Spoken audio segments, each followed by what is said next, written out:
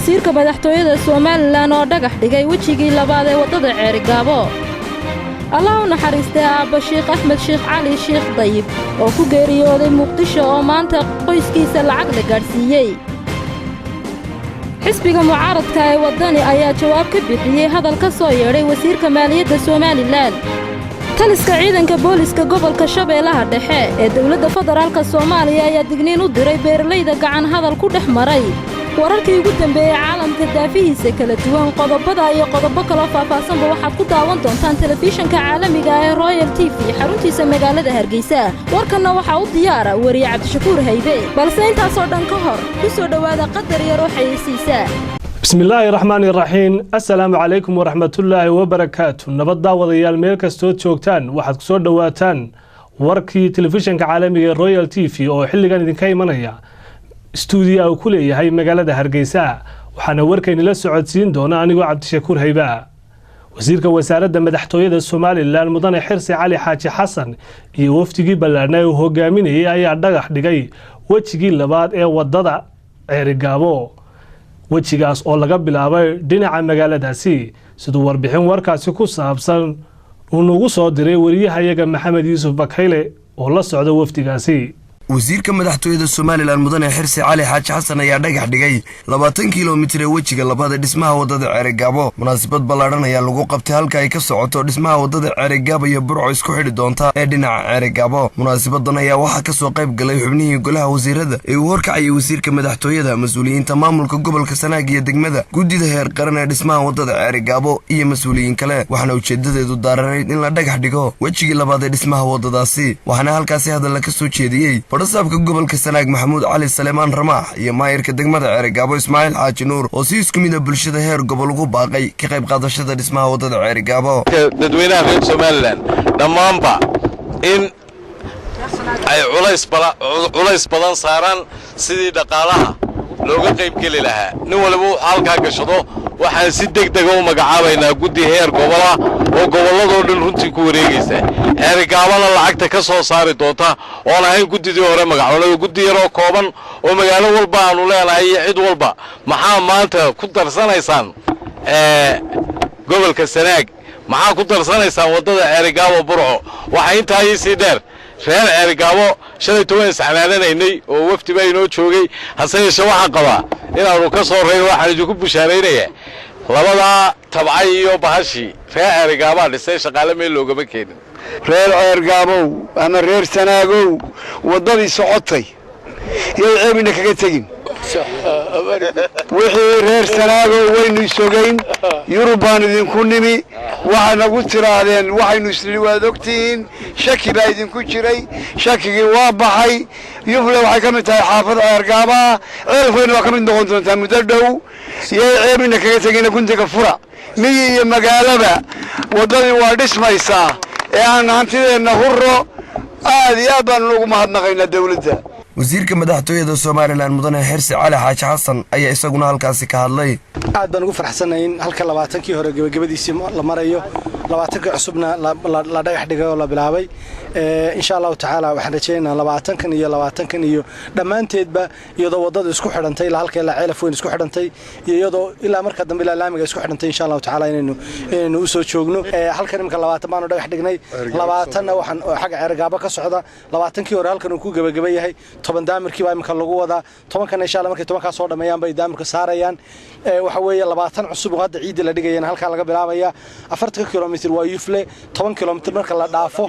marka 10 kiiloomitir la dhaafo Yufle ayay insha Allah taala noqon doontaa Gambi iyo wixii ka shisheeya. marka meesha la yaahdo xagga shisheeyna afmadoobana iyadana 20 cusub baan soo dhagax dhignay. waxa weeye dhaxdana 20 cusub baan ka bilaabaynaa 100 kiiloomitir baa sida insha Allah taala isku joogsan doona. aad iyo aad baa mahadsan. Maxamed Yuusuf Bakayle, Royal TV, Ceerigaabo. xisbiga mucaaradka ee wadani ayaa jawaab adag ka bixiyay hadal ka soo yeedhay wasiirka wasaaradda maaliyadda Soomaaliland Cabdicasiis Maxamed Samaale xilli uu maanta shir jaraa'id ku qabtay xarunta xisbigaasi. xogayaha warfaafinta ee xisbiga wadani Booba Yuusuf Ducaale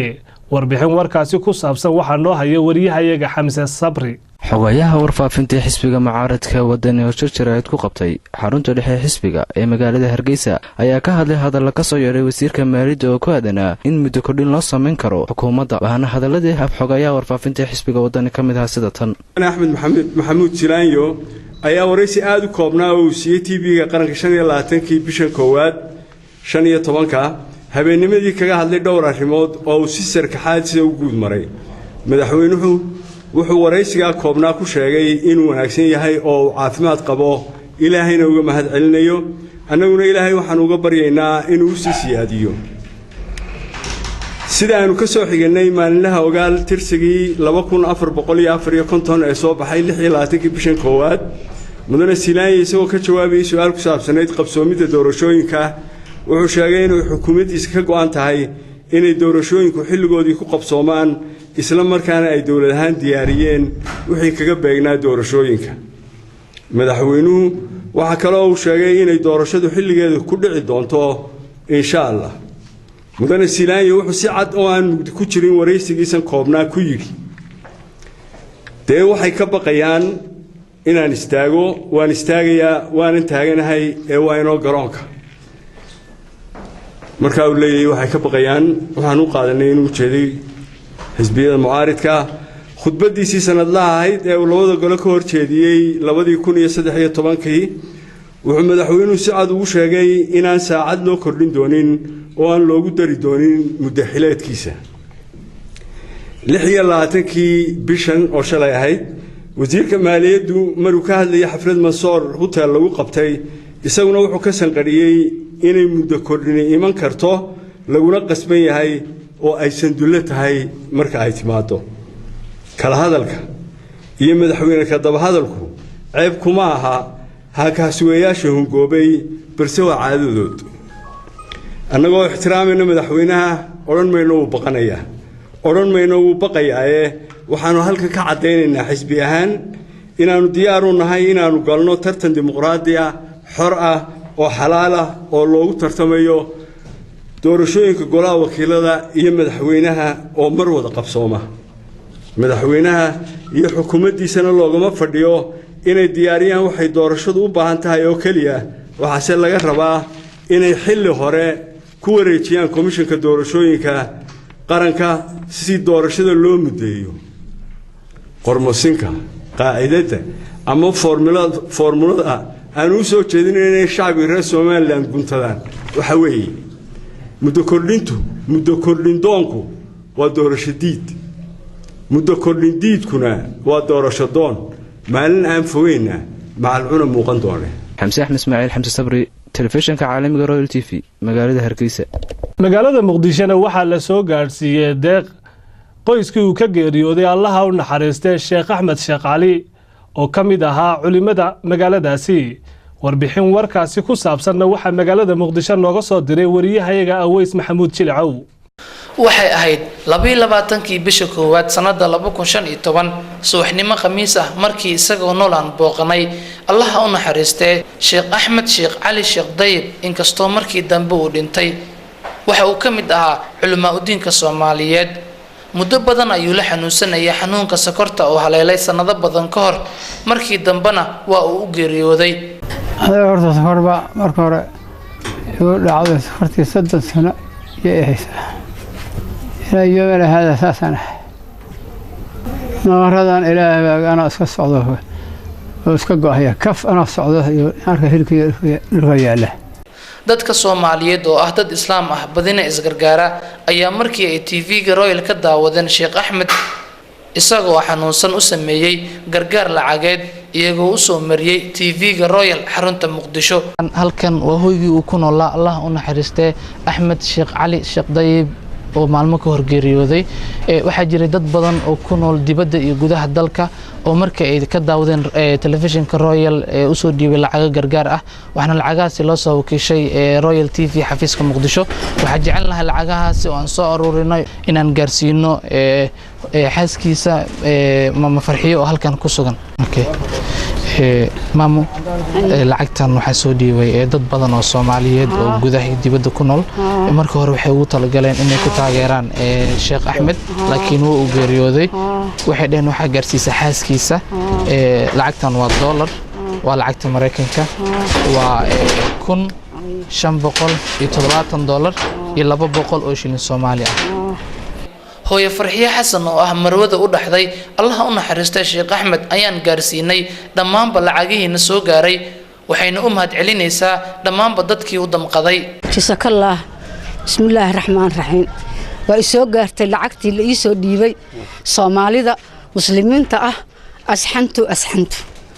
jazakallah wadaadka loo soo dhiibay uu geeriyooday Soomahan aniguna xaaskiisa aha waa haye magacaadi Farxiyo Xasan waa isoo gaartay caruur saqiir ah oo 12 jir oo ka tagay taas la iigu dhiibay waana gaarsiinayaa intaana waxay ahaayeen walaalihiis iyo waxay ahaayeen dariskiisi iyo intii meelin jirta meedkiisa qaaday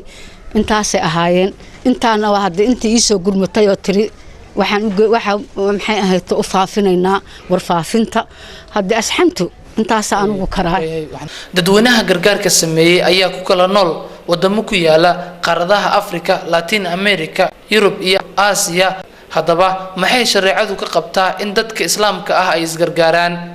su'aashaas ayaan weydiiyay Sheekh Cabdulxayi Sheekh Aadan oo ah aqoonyahan bartay daraasada islaamka maalkan asal ahaankiisa Ilaahay baa iska leh asaga ayaana qaybiya qaar waa loo badiyo dadka kamid ah qaar waa lagu yareeyay qaar waa dhaxdhaxaad waa qaybin Ilaahay horta saasa Ilaahay wuxuu yiri nahnu qasamna baynahum maciishatuhum fil hayati dunya dadka anaga ayaa noloshooda u qaybinay ka loo badiyay looguma badinin inuu fiican yahay oo fiicin uu qaba daraadeed looguma badinin ka lagu yareeyay looguma yareynin inuu xun yahay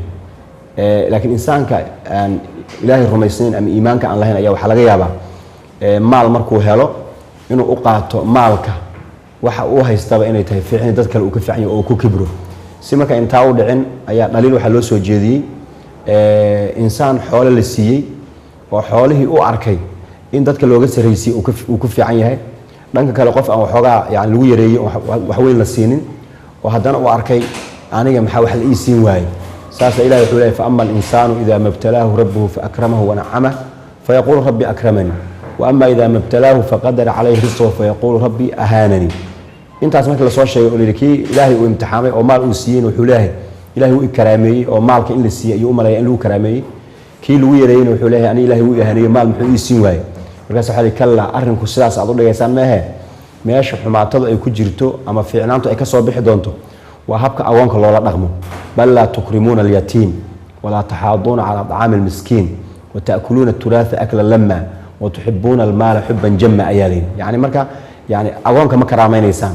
marka karaameyntu waxay ku jirtaa awoonka in la karaameeyo ruuxii marka Ilaahay maal uu siiyo Aways Maxamuud Jilcow Royal TV Muqdisho daawadayaal intaa waxaanu ku soo gabagabayn doonaa war wixii caalamka naga soo gaadhay oo idinka soo tabinay TV-ga Royal xarunta uu ku leeyahay magaalada Hargeysa aniga iyo dhammaan baadiga qayb qaadatay wartabintu waxaan iga tagaynaa assalaamu calaykum wa rahmatullaahi ta'ala wa barakaatuh